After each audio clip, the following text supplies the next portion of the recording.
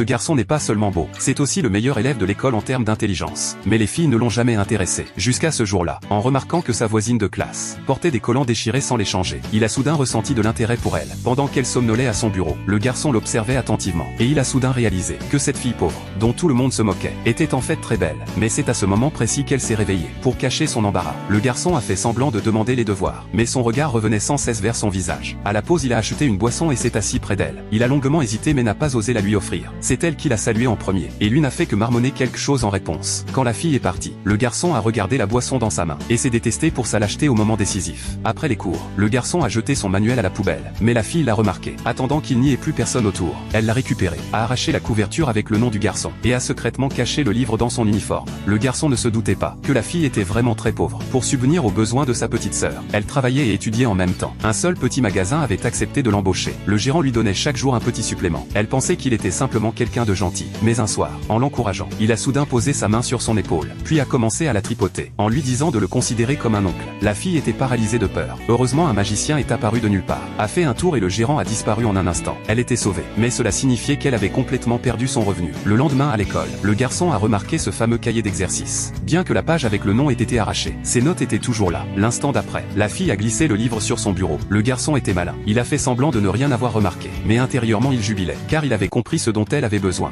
D'abord il a parlé des examens comme si de rien n'était, puis il a sorti de son sac toute une pile de nouveaux manuels, et les a délibérément poussés vers la fille. Comme prévu, ses yeux se sont aussitôt illuminés. Elle a demandé timidement si elle pouvait en emprunter un. N'importe quel garçon ordinaire aurait accepté sans hésiter, mais un génie comme lui jouait à un autre niveau. Il a dit qu'il en avait tous besoin, et qu'il ne pouvait pas les prêter aujourd'hui. La fille aurait voulu disparaître sous terre, mais l'instant d'après le garçon a ajouté qu'il comptait aller à la bibliothèque, et y rester tard pour étudier. La fille a aussitôt dit qu'elle voulait l'accompagner et lire à ses côtés. Le garçon a accepté froidement, mais dès qu'il s'est retourné, il ne pouvait plus retenir son sourire.